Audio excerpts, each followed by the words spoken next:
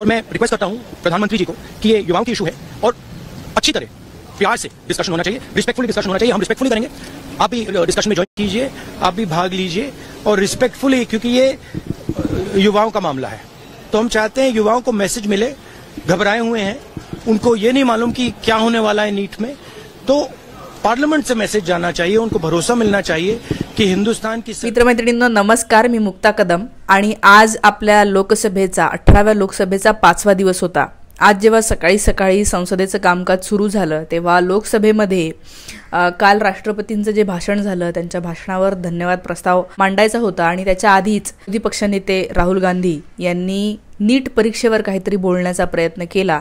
त्यांना असं वाटत होतं की नीट चे जे काही परीक्षार्थी आहेत ज्यांनी परीक्षा दिलेल्या आहेत आणि त्याच्यानंतर इतके घोळ बाहेर आले, इतके प्रूफ बाहेर आले, अनेक लोकांनी सांगितलं की घोळ झालेला आहे, आम्ही घोळ केलेला आहे वगैरे, हे सगळं झालेलं असताना नीटचे विद्यार्थी गोंधळलेले असताना राहुल गांधी यांना नीटवर बोलायचं होतं। तर बोलता बोलता त्यांचा माईक बंद केला होता। जर एक व्हिडिओ दिसेल, माइक मैं बंद नहीं करता हूँ, पूर्व में भी आपको व्यवस्था दी थी, यहाँ कोई बटन नहीं होता। सर माइक तो दे दीजिए। अभी नहीं आपका सर, कोई हम रिकॉर्ड में नहीं जाएगा, इसलिए मेरा आग्रह है। हिंदुस्तान के जो स्टूडेंट्स हैं उनको हम जॉइंट मैसेज देना चाहते थे। हाँ दें, आप सुनिए, जॉइंट मैसेज देना चाहते थे ऑपोजिशन और सरकार के साइड से कि इस मुद्दे को हम ज़रूरी मानते हैं और इसीलिए हमने सोचा था कि आज स्टूडेंट्स की रिस्पेक्ट करने के लिए हम नीट पर डिस्कशन करें। ठीक है, आप डेडिकेटेड डिस्कशन। अब बात यह है कि दो फोर्सेस हैं, एक तरफ नहीं माने, ओके।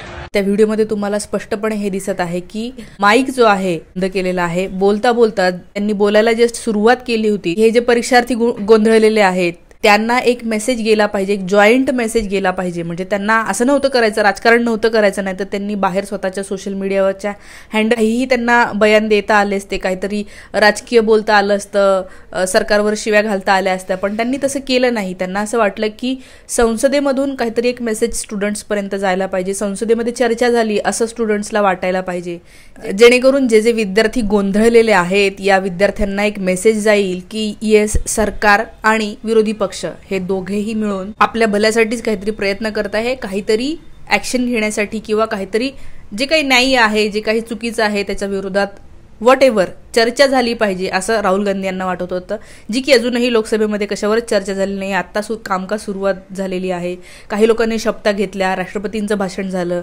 आणि आज सगळ्यात जास्त महत्त्वाचा आणि आजचा ज्वलंत जो मुद्दा गाजतो आहे, तसे भारतामध्ये अनेक प्रश्न आहे पण आज सगळ्यात महत्त्वाचं जे आहे म्हणजे विद्यार्थ्यांची अशी इच्छा आहे की नीटची ही परीक्षा परत घेतली जावी, कारण अनेक लोकांकडे पेपर पोहोचलेले होते, लोकांनी आधीच उत्तरं पाठ केलेली होते। असे सगळे तुम्ही पेपरला रोज येते ते पाहत असाल, बिहारमध्ये रोज पेपरला येते, महाराष्ट्रात चेही कनेक्शन्स सापडलेले आहे, लातूरमधून काही क्लासेसवाल्यांनी मान्य केलेलं आहे की येस आम्ही त्याच्यामध्ये इन्व्हॉल्व्ह होतो। हे सगळं असताना ही परीक्षा रद्द केली जायला पाहिजे असं विद्यार्थ्यांना वाटतं आणि हे विद्यार्थ्यांना वाटून होत नाही। ज्यांच्याकडे पॉवर आहे, ज्यांच्याकडे ऑथॉरिटी आहे, त्यांनी हा निर्णय घ्यायला पाहिजे। त्यामुळे पहिल्यांदा चर्चा झाली पाहिजे म्हणून चर्चेसाठी त्यांनी प्रस्ताव समोर केलेला असताना हा माईक बंद करणं याचा अर्थ असा आहे की नीटच्या सगळ्या विद्यार्थ्यांचाच आवाज बंद करण्यासारखा आहे। जेव्हा विरोधी पक्ष नेता याचा माईक बंद केला जातो तेव्हा तो जनतेचाच माईक, जनतेचाच आवाज जो आहे तो बंद केला। कारण आपल्या सगळ्यांना माहिती आहे की विरोधी पक्ष नेता हे जे काही पद आहे आपल्या संसदीय प्रणालीमध्ये असं आहे की विरोधी पक्ष, एकंदरच विरोधी पक्ष ही जनता असते। म्हणजे तुम्ही या निवडणुकीला जरी बीजेपीला मत दिलेलं असेल तरी बीजेपी तुमचे जितके काम करणार नाही तितकं काम विरोधी पक्ष करू शकते इन द सेन्स की त्यांना करायला भाग पाडू शकते। तर इतकी पॉवर विरोधी पक्षांमध्ये असते आणि विरोधी पक्ष नेता हे जे पद आहे त्या विरोधी पक्ष नेत्यांनी काय करायला पाहिजे असं अपेक्षित आहे। जो आपला इतिहास जर आपण पाहिला तर विरोधी पक्ष नेता म्हणजे जनतेचे जे सध्याचे ज्वलंत मुद्दे आहे त्यांच्याकडे तो लक्ष देईल, त्यांना भेटेल। विद्यार्थ्यांचा आत्ताचा प्रश्न आहे तर राहुल गांधी विद्यार्थ्यांना भेटलेले आहेत, त्यांचे प्रश्न जाणून घेण्याचा प्रयत्न केलेला आहे, त्यांचं काय म्हणणं आहे ते ऐकून घेतलेलं आहे आणि हेच विरोधी पक्ष नेत्याचं काम असतं तर विरोधी पक्ष नेता जेव्हा संसदेमध्ये बोलत असतो, जेव्हा त्याला वाटतं की हा मुद्दा मांडला पाहिजे, तर तो जनतेचा मुद्दा असतो. आणि जेव्हा विरोधी पक्ष नेत्याचाच माईक बंद केला जातो, तेव्हा तो जनतेचाच जो आहे तो आवाज दाबला जातो. जनतेचा प्रश्न, जनतेचा मुद्दा जो आहे तो ऐकायचा नाही आहे, असाच कुठेतरी यांनी मेसेज दिलेला आहे. थोडक्यात त्यांना हेच म्हणायचं आहे की जनता काय म्हणते याच्याशी आम्हाला घेणं देणं नाही आहे. आम्हाला आता सत्ता मिळालेली आहे, आता आम्ही 5 वर्ष आरामात हे करू. परत निवडणुका आल्या की काहीतरी हिंदू मुसलमान काढू, एखादं मंदिर रामाचं झालं आता कृष्णाचं बनवू, आणि मग परत काही लोक इमोशनल होतात आणि मत देतात. तर ह्याच्यावर हे चाललेलं आहे. त्यामुळे आपण सगळ्यांनी खूप सिरियसली याचा विचार केला पाहिजे की हे काय प्रकारे सरकार चालवत आहेत. आणि हा माईक बंद केला, कुठल्या पॉईंटला माईक बंद केला हे पण तुम्ही पाहू शकता. राहुल गांधी काही तिथे भांडायसाठी, शिव्या देण्यासाठी, काहीच्या काही अबरगबर बोलण्यासाठी उभा राहिलेला नव्हता.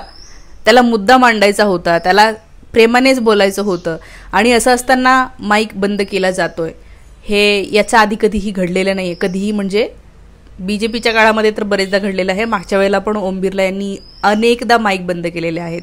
आणि यांना अशी सवय आहे, हे स्वतः यांच्याकडे बटन नसतं पण यांनी आदेश दिलेले असतात आणि काहीतरी त्यांचं कनेक्शन नक्कीच असणार आहे. ते म्हणत जरी असले तरी माझ्याकडे बटन नाही आहे, पण माईक बंद केलं जातं अशा त्यांना ज्या काही इनडायरेक्टली सूचना दिल्या जातात. आणि बरोबर माईक बंद केला त्याच्यानंतर 1 सेकंद तो कॅमेरा जो आहे तो राहुल गांधी यांच्यावर राहिला. जर माईक बंद करायच्या आधीच कॅमेरा जर हटून दुसरीकडे गेला असता तर आपल्याला हे पण दिसलं नसतं की या काळात राहुल गांधी बोलतो आहे, म्हणजे त्याचं बोलण्याचं जे काही आहे ते फक्त ओठ हलत आहेत पण आवाज येत नाही आहे.